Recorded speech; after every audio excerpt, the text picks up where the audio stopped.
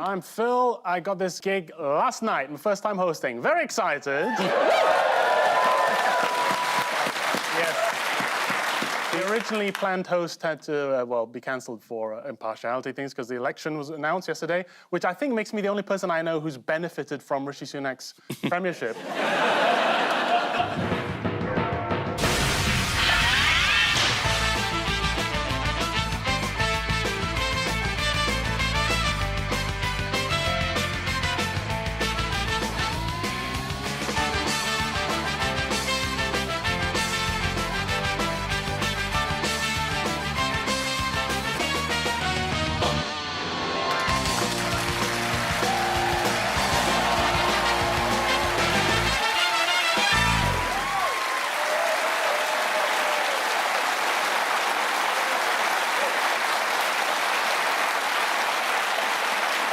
Good evening. Welcome to Have I Got News For You? I'm Phil Wang. In the news this week, old footage emerges of how Anton de Beck lost his job at the London Aquarium.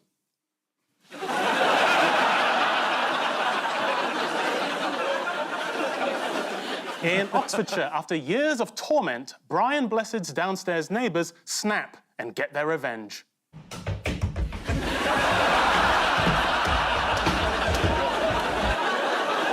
And in Downing Street, amid the media frenzy, one journalist tries to get a discreet word with the Prime Minister. Finally. Are you looking forward to the election? Can you win it? Can you win it?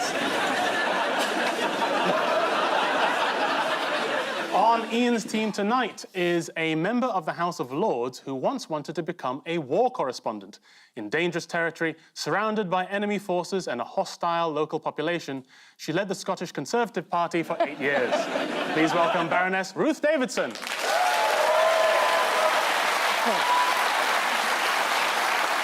On Paul's team tonight is an author whose book, The Thursday Murder Club, is being turned into a film by Steven Spielberg, who hasn't made too many changes to the original, although now the killer is a velociraptor. Please welcome Richard Osman.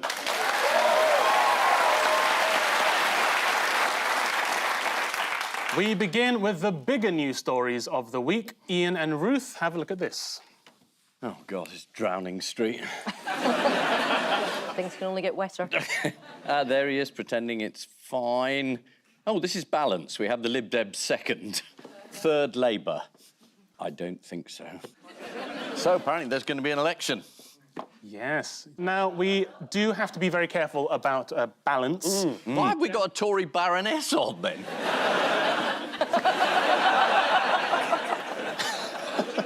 I'm absolute hardline reform, so it's... The one thing that a Prime Minister has in his locker is that they get to choose the exact timing and the manner in which you call for an election, so you really get to nail the announcement. You'd actually have a clip of this auspicious announcement. Shall I have a look? And with a clear plan and bold action, will deliver a secure future for you, your family, and our United Kingdom.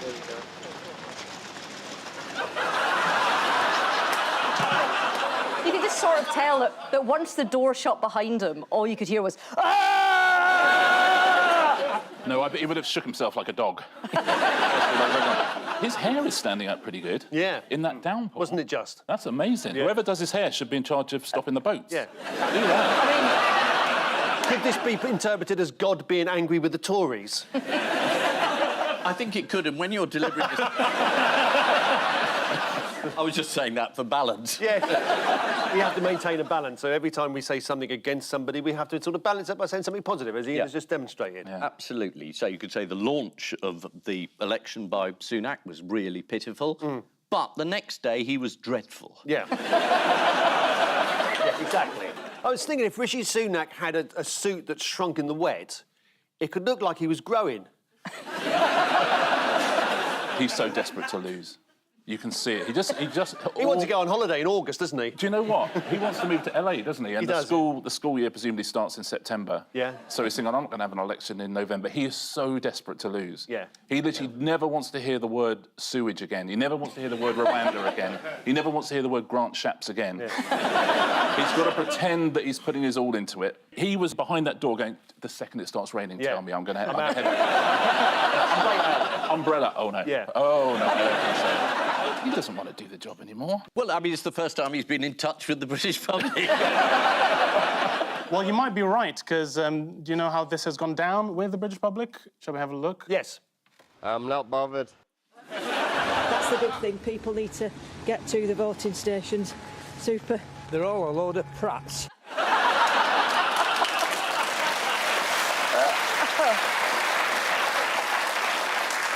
The fun didn't end there for Rishi. After the announcement, he went to an election rally, and not all journalists made it onto the guest list.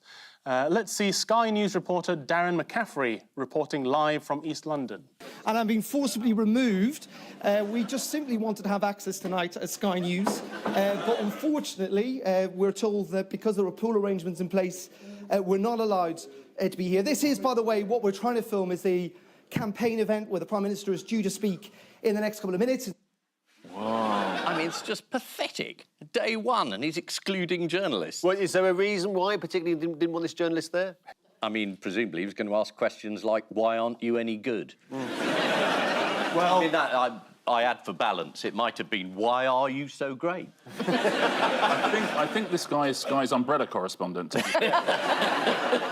The last time there was a general election in July was in 1945. Yes. Famously, Winston Churchill lost a landslide to Labour just after World War II, whereas Rishi's going to lose a landslide to Labour just before World War III. That is interesting. Yeah, how about that? Also for balance, let's have a look at Keir Starmer making a salmon tandoori on Channel 4 Sunday brunch, shall we?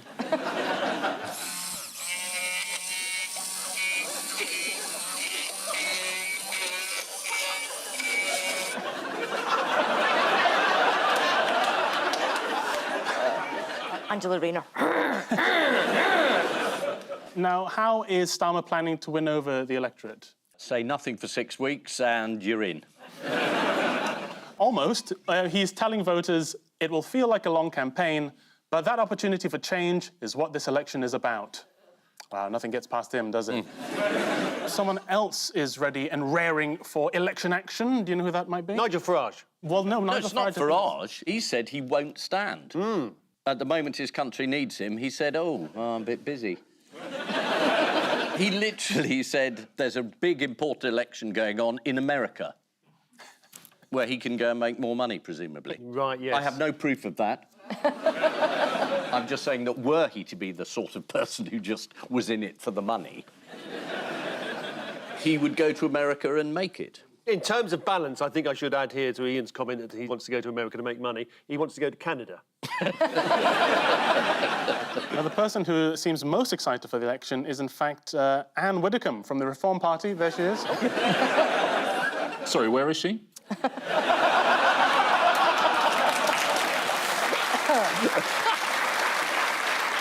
What about the SNP? Ruth, say something about them, please.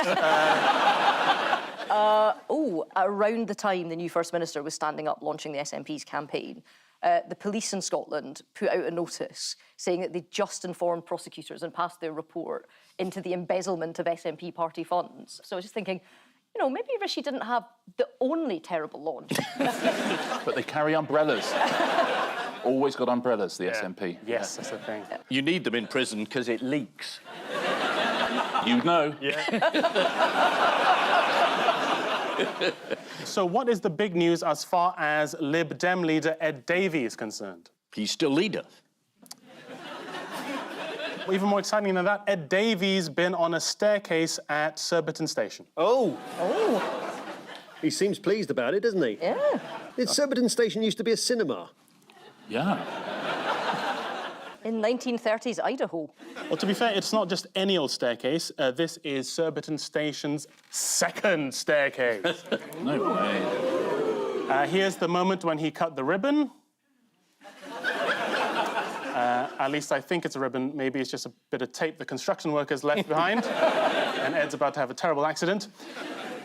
Commuters will have their journey through Surbiton Station made more efficient thanks to an extended footbridge, 8 new ticket booths and a new set of stairs before arriving at that platform to find the train's been cancelled. Now, who might be particularly delighted with the timing of the election announcement?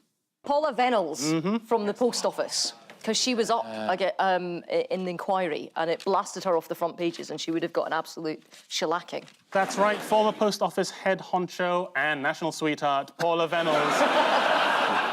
She cried 4 times for herself. It was a really disgraceful performance. And I think, yeah, it was appalling.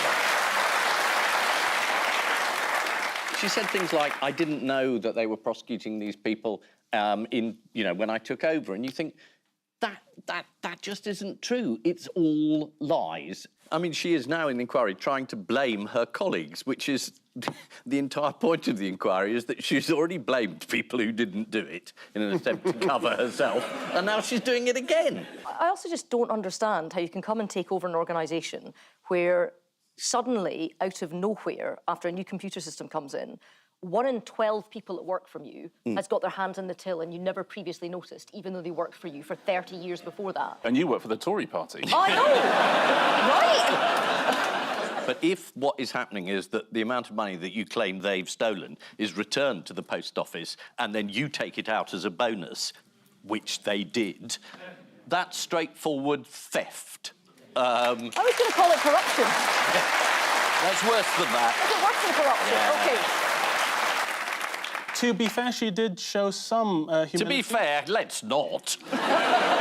She did show some humility. What did Venables admit was a personal failure? Oh, she said she was too trusting. I was too trusting, she told the inquiry. I mean, that's the Prince Andrew defence.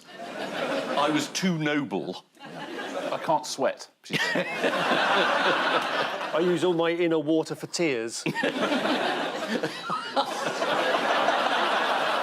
And her tears reached number 10 Downing Street, didn't they? Do you know what the inquiry chair, Sir Win Williams, asked her? Did he say, why are you played by a different actor than in the TV show? He wanted to know more about a briefing document Venables received, which advised her to only provide certain information if really pushed to do so. Let's have a look. If I were to suggest to you that you were being advised to be very precise, very circumspect, and very guarded about what you said, that was the effect of that document. Would you agree? I would, Sir Win. I'm not sure I would have noticed that on the morning of the day. But you'll see the point in a moment. That was the effect that was trying to be created by those who created that document. It could have been, yes. Right. Yes. Why?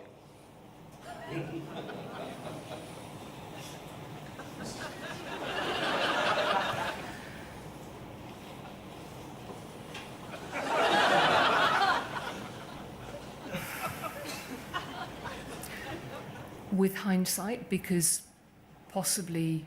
And if you need time to think about it, No, you can tell me in the morning. I don't. No, that's enough now. Brutal. Wow. If you need time, how about 10 years? Is there any likelihood that you will end up in prison, do you think? I think as soon as the inquiry is over, the incoming government, be it Labour or Conservative... Or Lib Dem. Or Lib Dem. Or Plaid Cymru. Or Plaid Cymru. One of the ways we could make an early popular success is prosecute some of the people at the post office. I think it'd be a really good first week.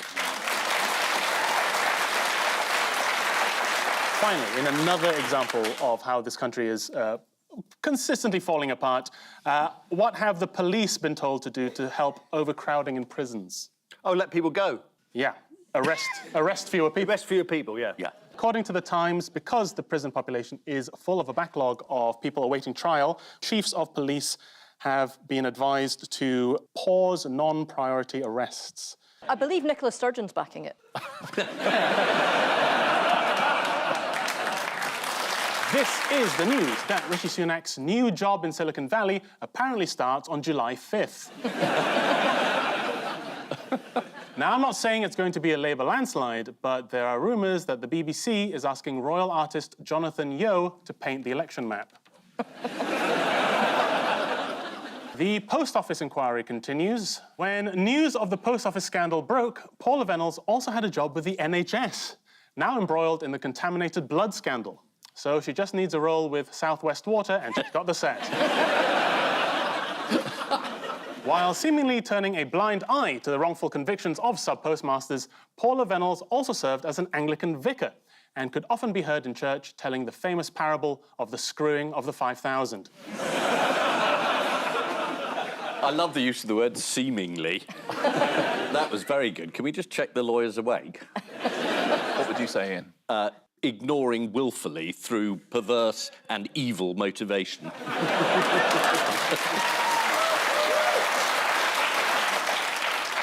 Paul and Richard, take a look at this. Right. Well, there we are. He's a proud man. Sausages. Sausages. There's a man who's created a world record in creating so many sausages in a minute, and he's beaten off all incomers. Has he? That's, Yeah, that's two world records. Two world records, yeah.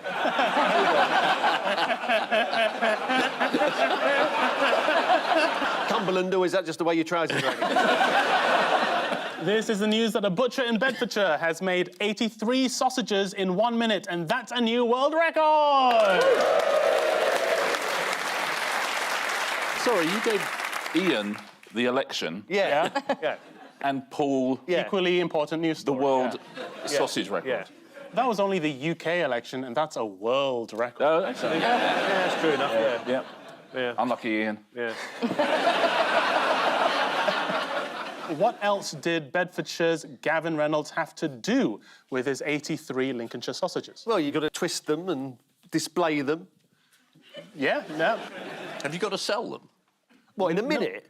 83 sausages? It's not The Apprentice. You know your sausages? Yeah, you're right, he had to link them. Yeah. Look at him go. OK. Ruth, you've tried linking sausages. Oh, I went to the Queen's Butcher in Ballater next to Balmoral on a campaign visit and had to have a go with their sausage-making machine, and it turns out that inexplicably I'm shit at it. So, not a big fan of having sausages in my hands.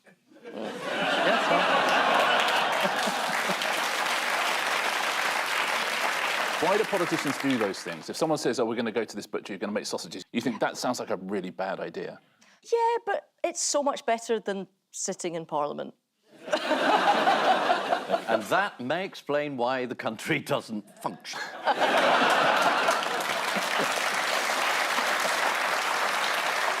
Meanwhile, what unusual product has Dutch farmer Eric Stegink created? Edible banister? Well, no, he's actually kicked up a bit of a Stegink by creating an ice cream made from pig's milk. Ooh. How did Eric describe the taste of his pork ice cream? Terrible. Well, he said it was a taste that took a bit of getting used to. Well, you can't make a silk purse out of a sow's... Well, he's probably tried that, to be honest. One visitor said the taste of the ice cream was greasy. Ooh. Quickly adding, and nice and creamy. Now, he's also made cheese from pig's milk in a process he has described as a hell of a job. This follows the success of his other product, hand-milked pig cheese. Coincidentally, also a redacted phrase from Stormy Daniels' witness statement.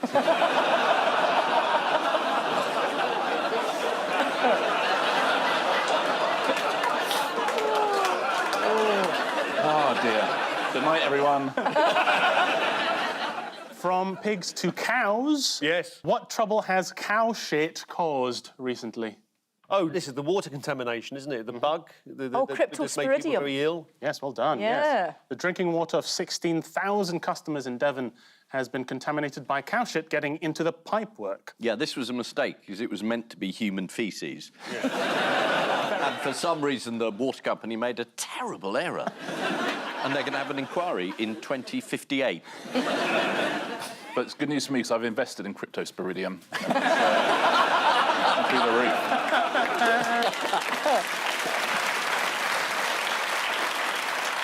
I'm afraid it might be what's called a shitcoin. Does anyone know how much Southwest Water offered residents for having no drinking water for a week? Yes, I do. Point for us, I think, there. Yeah. question, please. They offered £15. That was until people complained, and they increased it by £100, to be fair, each. One resident complained, "Everywhere is sold out of bottled water. It reminds me of the panic buying of toilet rolls a few years ago." I think there still might be some panic buying of toilet rolls in Devon. Water consumers in Devon have been told not to panic following an outbreak of cryptosporidiosis, even though the sound of it is something quite atrocious. So it's been an exciting week, and not just because of the election announcement. Here's a bonus round with some updates on a few of the stories we've covered so far. Because... we're back! I see we still don't have a graphics department.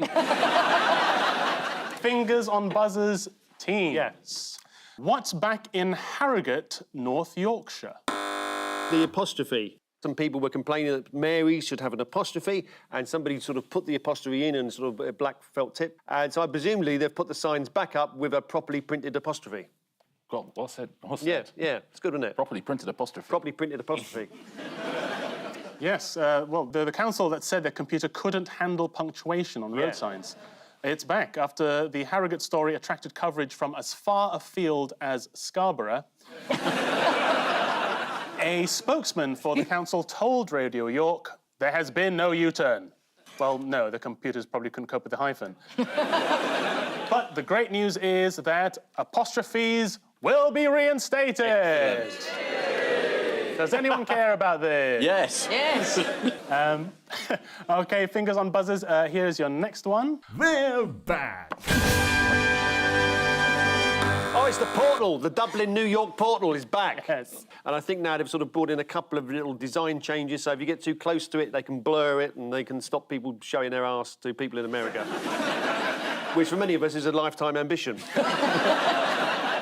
My wife is Irish, and I don't think she's ever been so proud as when they had to close it because people were flashing.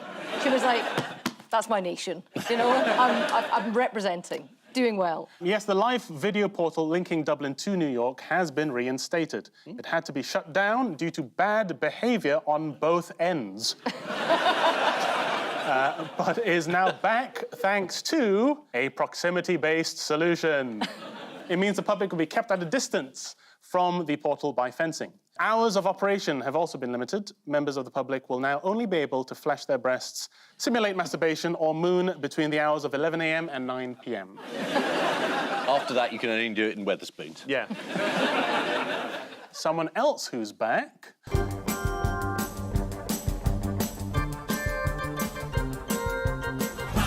Do we remember this man? Yes. Yeah, we remember him because I got a complaint. From him? It said, why have I got news for you sneer at this man who makes complaints about parish council? The auditor has upheld something like 90% of his claims. So rather than taking the piss out of this gentleman, we should be saying, good for you, campaigning activist and genius. Someone's had a court order.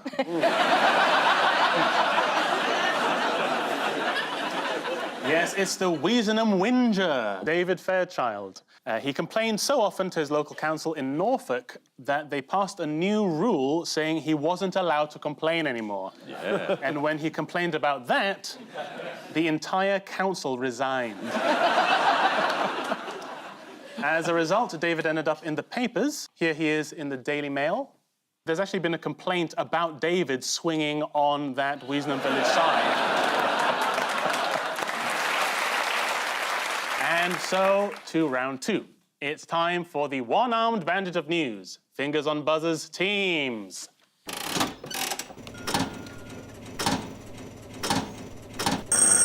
This is about museums that are so obscure, they have fewer than one person a day that comes to visit them. That's right, yeah. Do you have any idea which attractions these are? The Pencil Museum in Keswick? Oh, yeah, if it rains when you happen to be in the lakes, you always go to the Keswick Pencil Museum.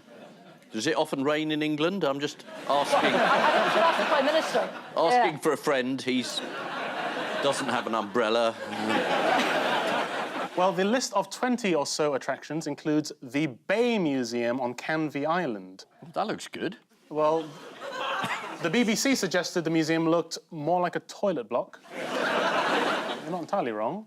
I saw something about the Bay Museum. There's like 3 guys who work there and no one visits. It must be absolutely lovely. A lovely cup of tea in the warm, and then every now and again someone comes along like a tourist. They're like, oh, for fuck's sake. We closed. Sorry, yeah, 12, sorry. The museum treasurer, Martin Daniel, told the BBC, people often say they expect to spend 10 minutes here. 3 hours later, they're often still here. Hostages.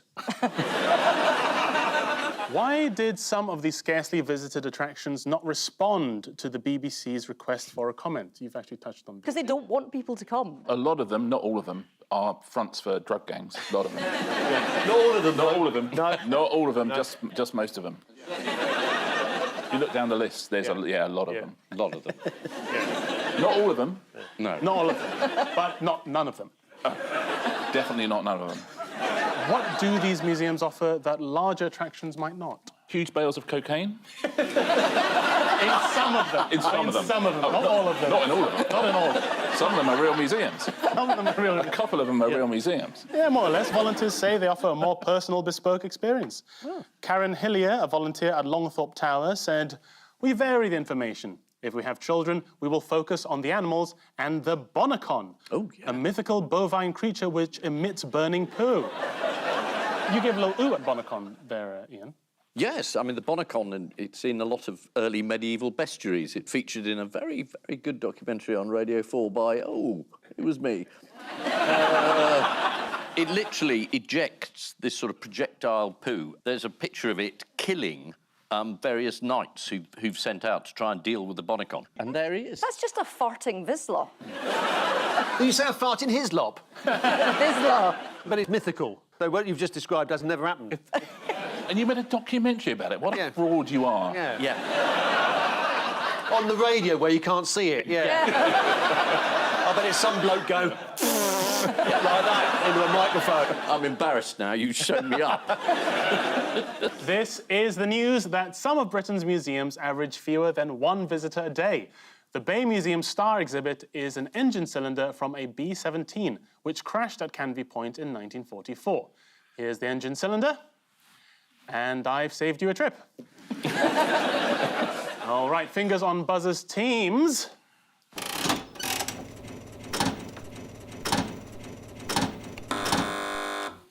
Yes, this is Donald Trump, obviously, and his one-time lawyer, Rudy Giuliani, who had been the New York mayor after the 9/11 attacks and coming across very statesmanlike, who's since turned into a bit of a strange man who believes everything that Donald Trump says.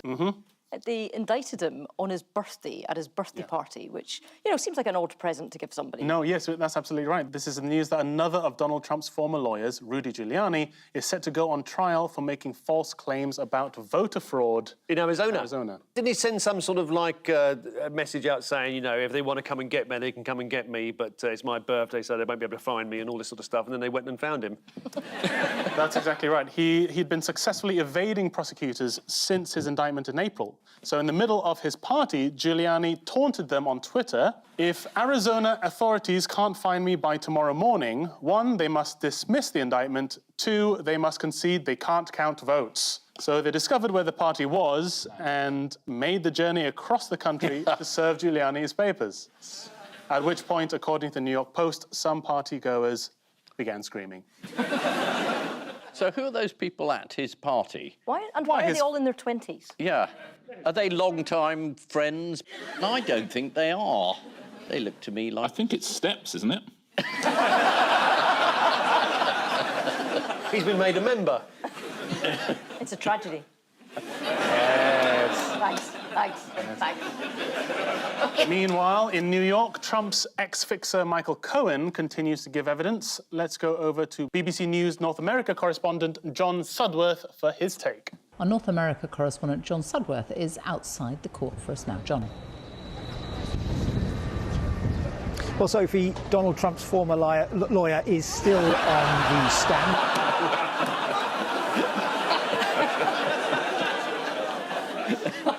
And finally, in Taiwan, how do MPs behave in Parliament when they don't like a new law? They fight each other. Yeah. Gotta be, isn't it? A big old brawl. They start beating each other up. Look out for the man at the end who's literally running away with the bill so it can't be passed. 我们3点半继续协商。 The only thing that reminds me of is when Boris Johnson went to Japan and played rugby with those, like, 8-year-olds. That's kind of what it looks like. It's a great tactic, just stealing the bill and running away. Yeah. Think if someone had done that in 2016. Balance.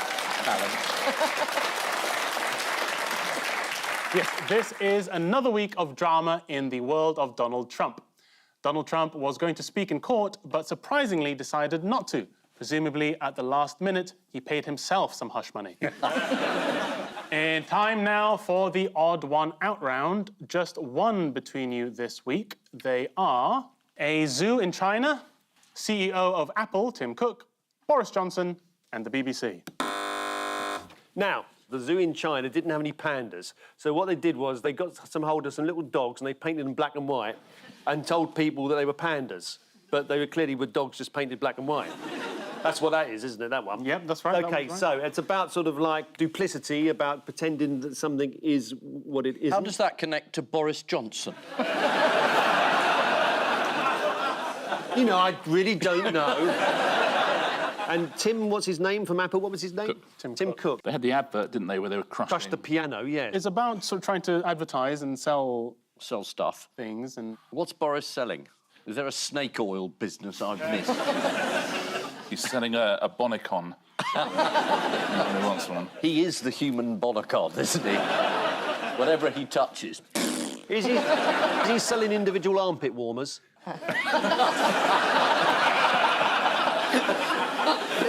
BBC are the odd one out. Let's choose them. Yeah. No. No, it's Boris Johnson. Imagine that. Not Is it Tim Cook? Is he the odd one out?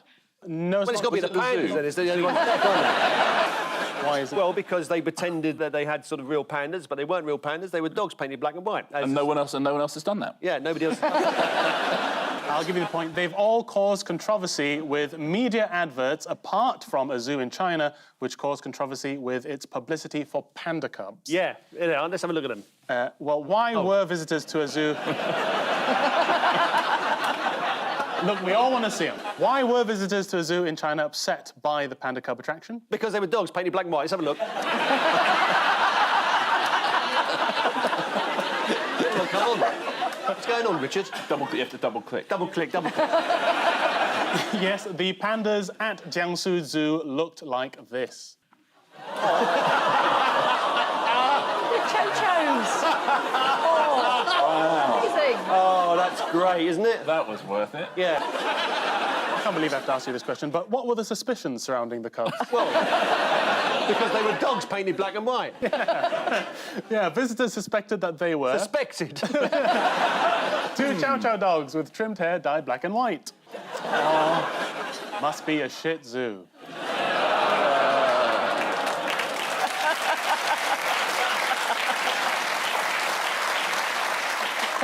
We did that joke in pantomime this year. Oh, no, you didn't. Oh, yes, we did. I was there. You were there. Your Widow Twanky was terrific. It's a pity we were doing Dick Whittington, but it was good. Now, how did the zoo defend the exhibit? With 2 enormous dragons? Yeah. But turns out they weren't dragons. Yeah. They said, there are no pandas at the zoo, and we wanted to do this as a result. Yeah. Exactly. Normal people dye their hair. Dogs can dye their hair too. It's the same as hair. So they're saying the dogs did this themselves? I would have looked like a panda, so do I. What advert is Boris Johnson reportedly involved with? Not armpit heaters? No. The Sun on Sunday reported that Johnson will make a cameo in an advert for Paddy Power during the Euros this summer. According to a source at Paddy Power, now Boris is out of politics, he's up for having a bit of fun again. Oh, that'll be nice. He was always so serious and statesmanlike. Apple came under fire this week for releasing an advert for their new iPad Pro. It was more than a week ago. OK, let's take that again. Recently. Apple... This is going to be hard to say now. Apple came under fire this week for No, recent... they didn't. No, they didn't. God, this is harder than it looks. Wait a minute, he's a dog painted as a host.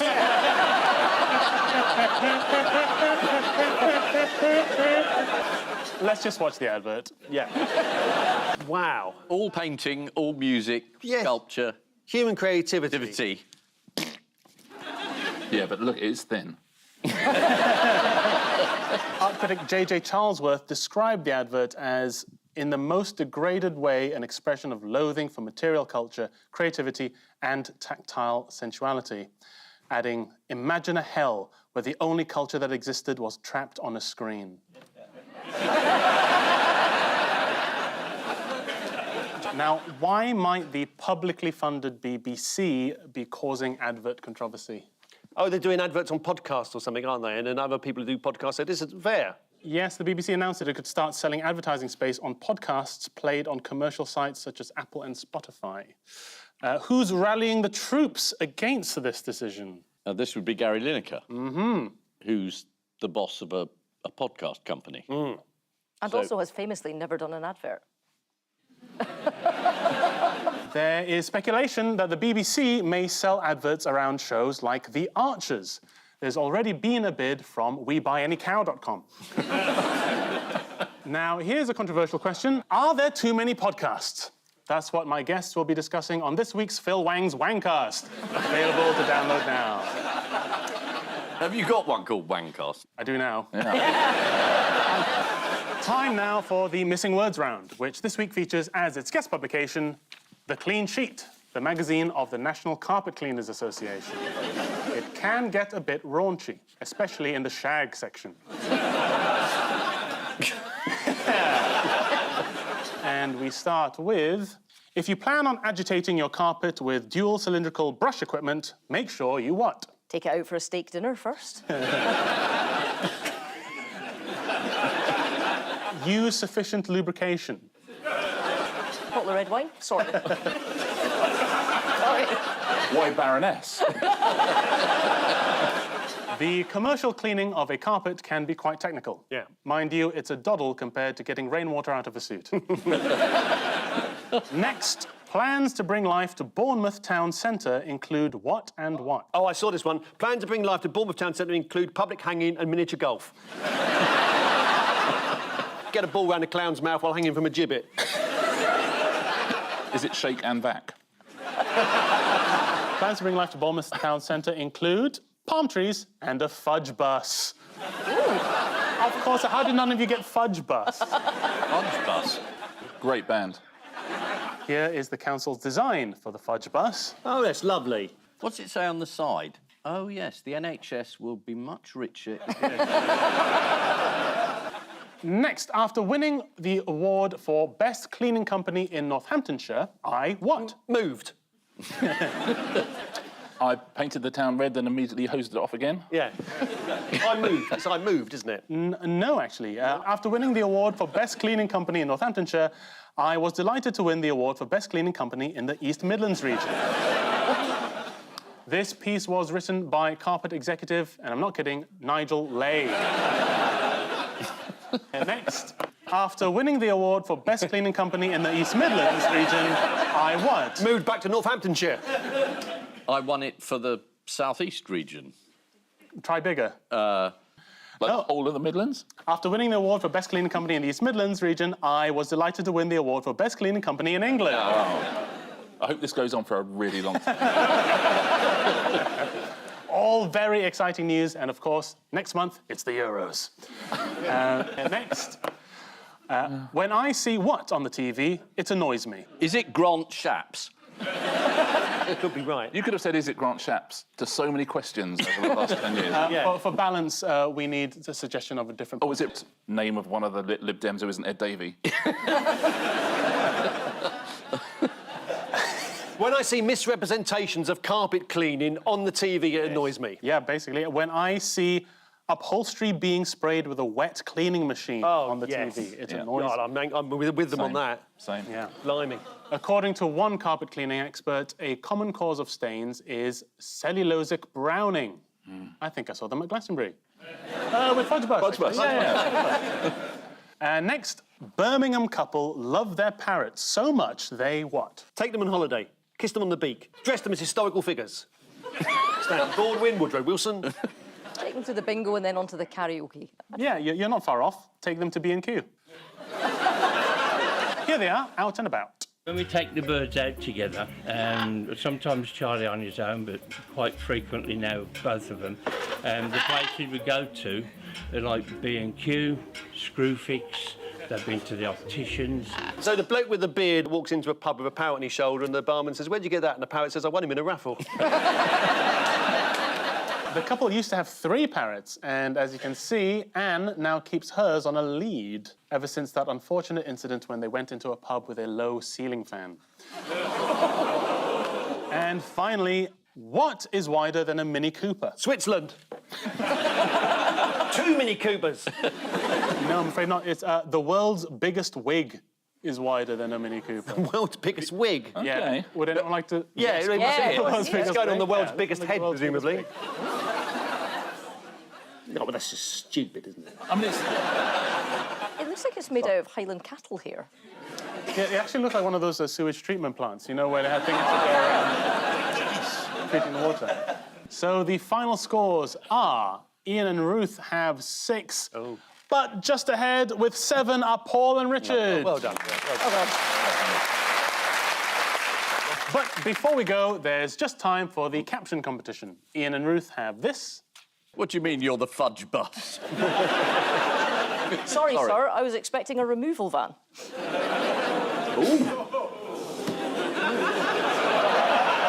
Well, that's not very balanced. Paul and Richard get this. Same time next week, love.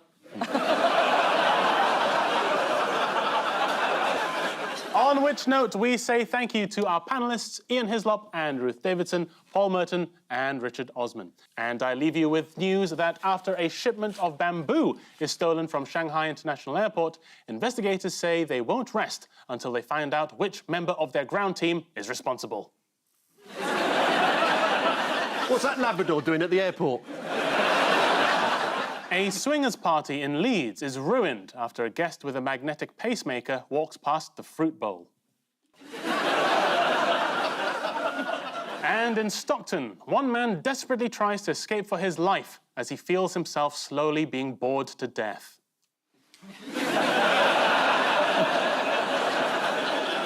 Good night.